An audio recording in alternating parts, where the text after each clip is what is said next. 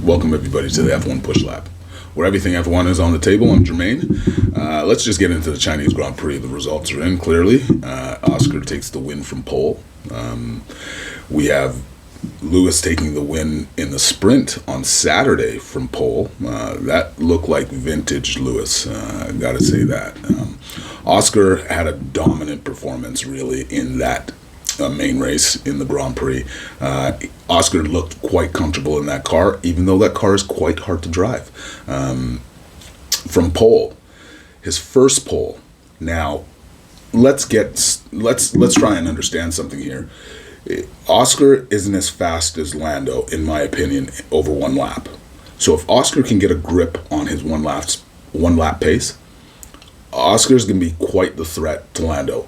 And Lando's acknowledged the fact that he's excited and nervous about this inter-team battle for the championship with Oscar. McLaren getting a 1-2 with Lando following up Oscar. And he barely got that podium, that second place podium, because Russell was bearing down on him with a brake problem. Lando had a brake problem in the final part of that race, so it was good to see him manage that to the finish line and get his P2, because that extended his championship lead. I think he's at 44 points or something like that. And Oscar picked up a lot of good points over this weekend, because in Melbourne he only picked up a couple of points. So that was a good showing for Oscar. I'm glad to see that it doesn't seem like he's going to go away, back down, fold, or anything like that. So if we're going to see an inter-team battle, this is going to be quite exciting, because you look back at 2016, Rosberg Hamilton, that was epic. As an F1 fan, that was epic. I remember the 88 battle with Alain Prost and Ayrton Senna. That was another epic battle. So it's not always, doom and gloom when one car is the dominant car. Let's hope that there's a battle there. But some other news coming out. Franco Colapinto is not in the conversation to replace Liam Lawson. I don't know how true and how much girth there is to this story. Liam Lawson hasn't performed. He's underperformed, but that car is incredibly difficult to drive. But Ralf Schumacher is saying, and Ralf has a mouth. Ralf is a mouthpiece. He always has been, but now he's saying, Lawson's going to be out, and Tsunoda's going to be in for the Japanese Grand Prix. We'll wait and see. Tsunoda should have had the drive, in my opinion, anyway, and a lot of people feel the same way.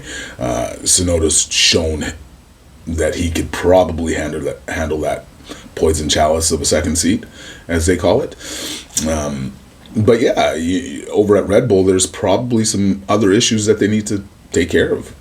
Max is enjoying his life, he says. Max is quite relaxed and enjoying his time with Red Bull right now. So I guess he's trying to deflect more than anything the topic of him leaving Red Bull if the car isn't there. So we'll wait and see, and we'll keep an eye on that for sure. Some other drama coming out of the Chinese Grand Prix is the perception of the radio messages between the two Ferrari drivers. Now this is hilarious, because this is all Hollywood. As long as Liberty Media is involved, it's Hollywood. There's always going to be a case of some kind of drama that they're going to try and stir up and make. So that's not a surprise to me that that FOM is denying trying to create tension at Ferrari and stir up a mess. But Fred Vasseur is there to defend his drivers, and so he should, because that's just, in my opinion, that's awful if that's the actual case. But yes, over at Ferrari, they're looking for solutions to the SF25. That being said, the SF25 is not a perfect car. It looks like it has a very small operating window. Hamilton tamed it in the sprint, but it looks like the changes that they made going into the race did not work. Hamilton came out and said that, yeah, they tried some changes that Charles must have tried at the test that he never tried, but they put it on both cars and they didn't work, and he'll never do that again. So that's quite interesting. Charles picked up some damage by tapping Lewis in the first lap. First couple of corners, I do believe. Broke his end plate on his front wing. They kept it on. He didn't want to lose the 8 seconds in the pit stop. Looked like the pace was there, though, with a broken wing. 20 to 30 points downforce lost. Lots of news coming out of the Scuderia and the Chinese Grand Prix about how is that car that much quicker with that much damage on it. I'm quite intrigued to see and hear what they have to say about that. I know there's an article that came out, I do believe it's Auto Racer. Loic is back in Maranello, and it looks like they've found the issue with that SF25. And it's not ride height based, is what we're hearing. At this point, I'm just curious to see where the working window is in this car. Because when it's there, apparently it's pretty good. We saw a glimpse of it this weekend because the Ferrari boys were fast in the sprint on Saturday. So we'll see. Loic is on the case, apparently, and we'll see how far this can go. Because really, when it comes down to it, Ferrari is so far out of the mix at this point. They are so far behind McLaren in the Constructors' Championship that it doesn't look like that's going to be a manageable fight. Let's be honest. It looks like McLaren's going to run away with this one. Even if Ferrari gets it together, I think it may just be a little too late. Hamilton may have... People were talking about Hamilton may have lost a step or whatever the case is. I think he dunked it on everybody this weekend. I think he showed everybody, no, give me a car, I could probably still win. So we'll see what's coming out of Ferrari because it's really, really interesting to me. I find it very intriguing that Charles is struggling at this point a little bit with the car more than Hamilton, because really I would have put this on Charles all day to have his way with Hamilton at the first half of this season. So we'll see. We'll see. Hamilton is a world-class driver, clearly. 7 championships, looking for 8. He's hungry for 8. So when you put somebody of that caliber and you give them a car and they're hungry, yeah, they can be motivated to do some things, right? So, and we saw a little bit of that this weekend with Lewis Hamilton, which is good to see, because Ferrari, frankly, they're going to need it. But welcome to Ferrari, Lewis.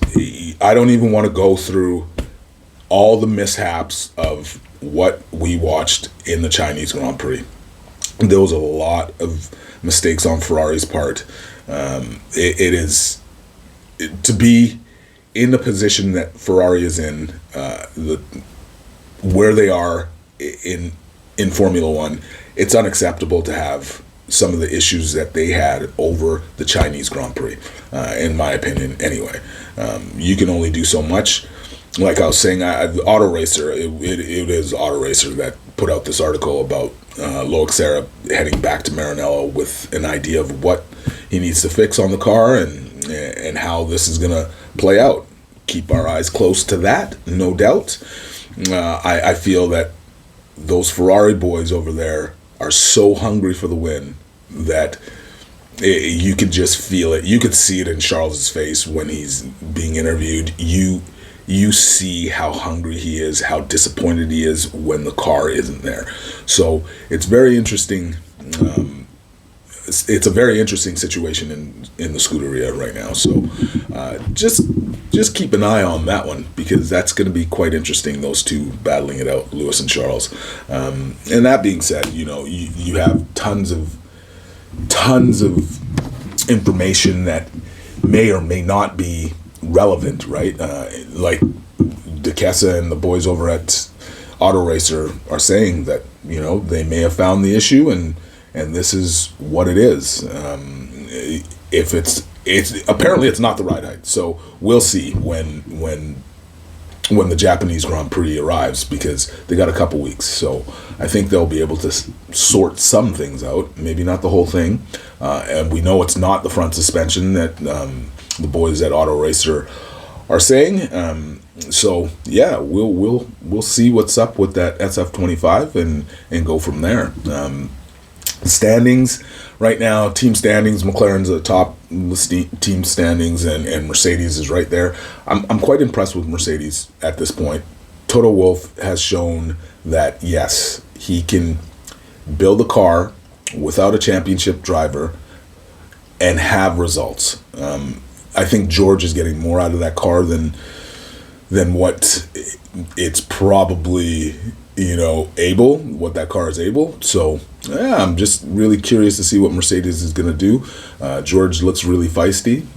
I think George and Max are going to take points off of each other more than anybody else is going to take points off of Max. So I think Max's biggest challenge is going to be keeping George behind him so he can actually go after the McLaren boys and try and secure that 5th championship, which is not above. It is definitely not above him to go get that championship in that Red Bull. That RB21 isn't probably the greatest car on the grid, but that Max factor is real. Ladies and gentlemen, can't wait to see the Japanese Grand Prix. I'll see you then, and see you soon.